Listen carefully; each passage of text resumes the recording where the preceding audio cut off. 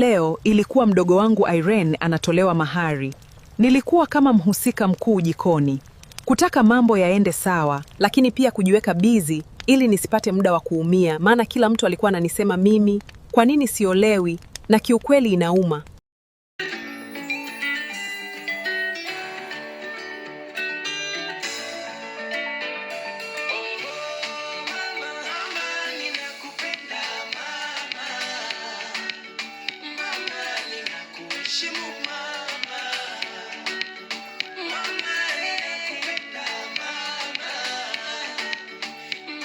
Mwanangu Irene amekuwa mtiifu sana na hata baba yake angekuwa proud sana kama angekuwepo siku ya leo. Tuendelee kumuombea. Na bila kusahau, nimebakiwa na binti mmoja hapa anaitwa Nora.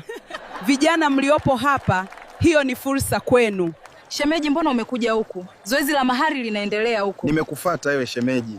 Leo umependeza sana Nora, umenivuruga akili sana. Sijui ilikuwaje, lakini nilivutiwa na mme mtarajiwa wa Irene na tukajikuta kwenye mambo mengine. Na sikujuta, maana ni mzuri. Fanya haraka, usianze kutafutwa bwana harusi mtarajiwa. Sawa. Asante sana kwa leo Nora, my beautiful.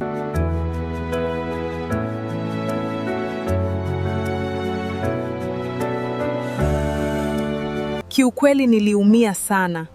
Mama yangu kutamka maneno yale mbele ya watu. Lakini ndiyo hivyo, sikuwa na jinsi. Leo ulipendeza sana Irene. Ikawe heri mpaka kwenye ndoa yako. Amen. Na wewe dada, Mungu akuone. Utapata mume muda si mrefu.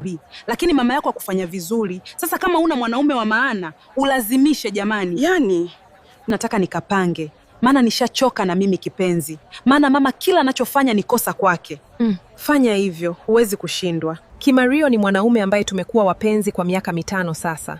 Lakini hajawahi kuzungumza chochote kuhusu kunioa wala kunitambulisha. Nora, hapa ni kwangu, huwezi kuja muda unaotaka wewe. Mama, nimechoka kwa kweli. Kama shida ni kukaa kwako, nitaondoka.